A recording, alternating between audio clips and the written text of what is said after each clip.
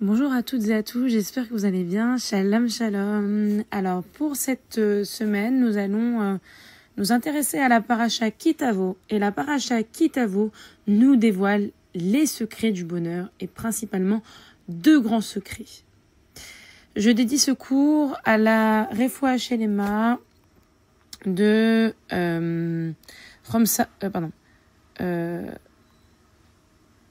de Fortuné Bat Romsa, Reuven Ishaï Bar Mercedes, Shoshana Bat Ureida, Simcha Bat Hana, Luna Bat Simcha, Vered Bat Shoshana, Shagal Bat Esther, Simcha Bat Rachel, David Ben Rachel, Viviane Bat Emma, Maza Bat Soleika, Mesaouda Bat Esther, Chai Ben Raphaël Yehuda, Simon Esther Lévi, Elun Ishmat Félix Bar Nissim Vejeuni, Aaron Shmuel Ben Shimon Vefreida, Marcel Léa Bat Mesaouda, Rav Yosef Aloul Ben David, Shlomo Alevi, Zora Bat Dalila, Chaya Janine Hana Bat Esther, Sacha David Chaim Barud Avraham, Zora Bat Sarah, Shaninou Bat Rivka Venissim, Ivan Mesouda Bat Josephine Flecha, Linda Esther Bat Kamuna, Urida Bat Esther Alevi Le Bet Doud, Rachamim Doud Bat Mesouda, Hana Bat Juit Ev La Bet Akwen, Rav David Akwen Par Romsa, Yitzhak Bar Urida Verachamim, Abraham Bar Esther, Abraham Bar Romsa, Annie Bat Ren, ainsi que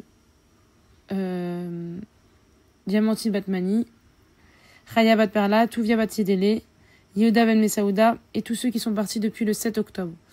Je dédie aussi ce cours à tous nos Chayalim, à tous nos otages, qu'ils puissent revenir Bekarov, ainsi que chacun de vous, en France, en Israël, dans le monde, chaque âme juive. Les temps sont difficiles, mais notre force est la prière et notre union. Un bon zivouk pour Ayala Batia Adassa Batrimsra, Yentel Vered Bat Shoshana, Anaël Bat Sipora Rachel et Eleana Bat Nathalie. Rachel Bat Nathalie. Amen Amen. Alors dans ce cours, nous allons voir justement que il y a des secrets assez exceptionnels pour connaître la joie et le bonheur et être heureux chaque jour. Ce qu'il y a de plus fort peut-être, c'est le lien d'un enfant à ses parents. Lorsque un enfant rentre dans la chambre de ses parents avec un petit cadeau, une petite pancarte, on dit maman et papa, tu es la meilleure du monde, vous êtes les meilleurs du monde, je vous aime. Ou lorsqu'il y a un spectacle, on voit le regard fier de nos enfants qui nous regardent dans l'assemblée. Lorsqu'on réussit quelque chose, les premiers regards, c'est vers nos parents. Lorsque les parents viennent nous chercher à l'école.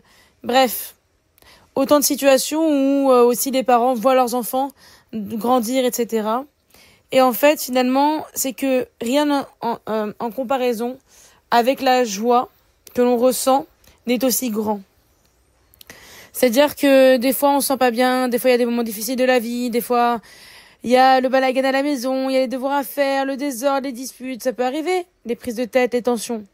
Mais lorsqu'on croise le regard et le visage de son enfant, tout s'apaise. Mais parce que les enfants sont l'incarnation de la joie, de la simcha. Les enfants sont la pureté, la naïveté et la joie pure, à l'état pur. Et inversement, lorsque la joie manque à nos gestes du quotidien, alors tout devient tout à fait fade et sans goût. Lorsqu'on fait la cuisine sans amour, et sans joie, c'est fade. Lorsque on se rend dans un des plus beaux endroits au monde, si on n'a pas la joie, alors tout ce qui est autour de nous, c'est fade, c'est gris, c'est pas beau.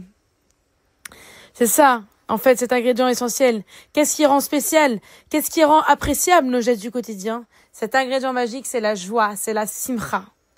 Et dans la paracha Kitavo, aussi je dédie ce cours à la Refoua Shelema de Simcha Batrana. La Torah nous met en garde de toute la malédiction que pourrait nous arriver, parce que tu n'auras pas servi l'Éternel ton Dieu avec joie et contentement de ton cœur. Pourquoi Hachem nous donne les 613 commandements? Et en plus, il dit que si on ne le fait pas avec le cœur, alors cette mitzvah, c'est comme si elle n'était pas faite. Le Rod Sadikim nous enseigne que une mitzvah dans la joie, c'est un salaire 1000 fois plus grand que si on le faisait à contre-cœur. C'est-à-dire que la récompense de cette mitzvah dans la joie, dans le monde futur, la balance, elle explose. Vous voyez ce que je veux dire? On pose cette mitzvah sur une balance, et le compteur, il explose. C'est-à-dire que on est récompensé de la joie de ce qu'on met dans chaque chose, dans chaque quotidien, dans chaque parole, dans chaque moment, dans chaque événement de notre vie, dans tout ce qu'on peut faire. Parce que les bénédictions matérielles et spirituelles en seront qu'exceptionnelles. Pourquoi notre joie, aux yeux d'Akadosh Baruch Hu, est si importante? En fait, la joie, c'est le baromètre de notre cœur. Lorsque la joie nous manque, notre cœur, lui, est plus fermé, moins ouvert et moins heureux. Sans amour, sans cœur, on agit comme des robots. Et je dis comme des robots parce que les animaux, eux aussi, ressentent les sentiments. Eux aussi, ils ressentent les joies, la peur, l'attachement, la crainte. C'est ce qui fait de nous des êtres vivants. Et si quelqu'un fait des mitzvot sans joie, alors il ne connaîtra jamais la véritable valeur de cette mitzvah. Les 613 mitzvot d'Hachem, c'est ce qui nous relie au quotidien avec lui. Des fois, on se dit, mais c'est dur. Des fois, on peut dire, mais je sais que certaines personnes nous disent, lorsqu'on nous interroge sur le judaïsme, tout ce que vous allez faire, c'est pas trop dur, tout ça. Ce fardeau à porter. Et puis, toute cette histoire derrière vous. Tous ces moments difficiles que vous avez traversés. Comment vous, les Juifs, malgré tout ce qui se passe, vous arrivez à garder la joie. Et que même dans les moments les plus cruels de notre histoire et de notre existence, on a gardé la joie. À faire même des petites boutades, quelquefois dans les moments les plus sombres finalement. Comment on fait? Mais c'est ça la force, c'est ce qui nous sauve. Parce que nous sommes le peuple de la joie. Nous sommes le peuple de l'espoir. Un jour, il y a une histoire comme ça du Maguide de Dubno qui dit un riche commerçant avait chargé un émissaire de lui apporter un colis à son domicile.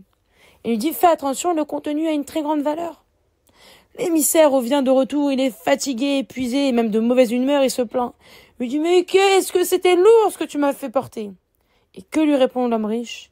Si tu savais que tu portais des pierres précieuses, d'une valeur inestimable, alors tu aurais apporté le paquet avec beaucoup plus de joie, et tu n'aurais même pas senti le poids.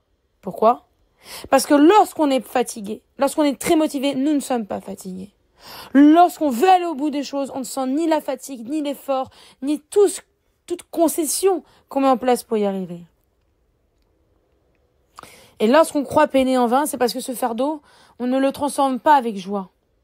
Parce que même dans les moments les plus difficiles de notre vie, même dans les pertes, même dans les deuils, même dans les moments les plus difficiles et la maladie, lorsqu'on arrive à trouver une étincelle de joie, de bonheur, alors notre vie prend une autre dimension.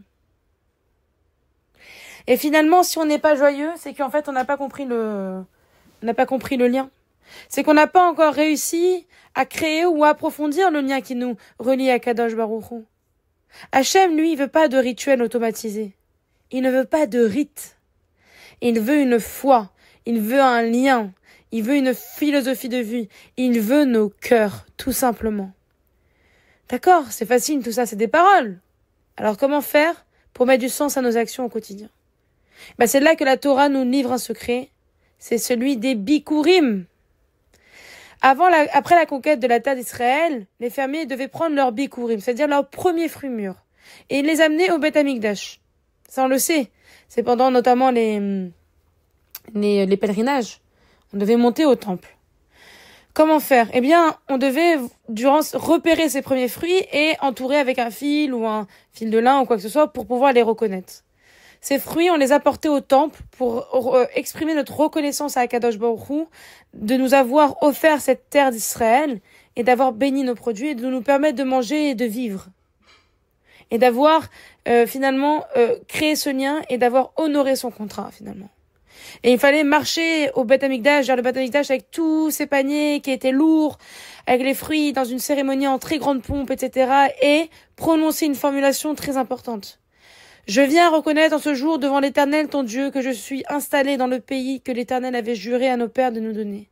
Il nous fit sortir de Mitsraïm avec une main puissante et un bras étendu, en imprimant la terreur et en opérant signes et prodiges. Or maintenant, j'apporte en hommage les premiers fruits de cette terre dont tu m'as fait présent à Kadosh Baruch Hu. Et même si c'était un long périple, et même s'il fallait venir de loin, il ne sentait ni la fatigue, ni la peine, parce qu'ils avaient les fruits qu'Hachem leur avait donnés, parce que ça, c'était une manifestation directe de l'amour d'Akadosh Baruch Hu. Et c'est ça, en fait, le secret pour mettre de la joie et du cœur dans notre quotidien, c'est première chose, de verbaliser, de communiquer. de dire lorsque je me lève, merci Hachem d'être en vie. Merci de pouvoir me lever, merci pour cette seconde de plus, merci pour cette minute de plus, même si pour ce jour de plus de vie. Merci. Merci de m'avoir permis de construire ma maison, mon foyer, d'avoir un bon mari, une bonne femme, et de pouvoir, dans le Beth Amikdash, qui est mon petit Beth Amikdash. Quel mérite de m'avoir donné des enfants. Quel mérite de me donner ta confiance. Quelle chance, quel mérite que j'ai d'être sur cette terre. Et c'est pour ça que il est important de comprendre que si on ne fait pas les choses avec joie et amour, alors ces choses sont trop futiles et pas assez approfondies. Il y a un verset qui est magnifique, qui dit que tu dois dans Devarim 26, 11, et tu te réjouiras pour tous les biens que l'Éternel ton Dieu aurait donnés à toi et à ta famille. Cette phrase n'est pas qu'un ordre, c'est une conséquence. Lorsqu'on prend le temps de donner du sens à ce qu'on fait, lorsqu'on verbalise son engouement et qu'on remercie, eh bien après, la joie qui nous vient est énorme. Et il y a une conséquence qui arrive, plein en perles, en fait, comme effet domino, où il y a plein de choses qui s'ouvrent dans notre vie. Et voici ce que la Torah nous livre dans cette paracha, deux secrets. Prendre le temps de donner de la valeur à nos actions et exprimer à haute voix avec joie et certitude que tout vient d'Hachem et qu'on remercie Hachem pour tout ce qu'il nous donne. Voilà le secret plurimillénaire de notre Torah et de notre peuple. C'est parce qu'on ne doit pas attendre que nos gestes soient récompensés, mais de voir que ces gestes en soi sont des récompenses. Chaque geste que nous faisons, c'est la continuité d'Akadosh Baruch Hu. Alors à nous de jouer, à nous de garder la joie, à nous de garder la force, à nous de garder l'amour, à nous de garder le bonheur. Et je vous souhaite un Shabbat magnifique, heureux dans la joie. Et n'oubliez pas de chanter, de faire les Haddodi, de faire Shalom Aleichem, d'honorer ce jour exceptionnel qui est le jour de repos, mais surtout le jour d'Hachem. On lui rend honneur, hommage, et on s'inscrit dans ce lien perpétuel.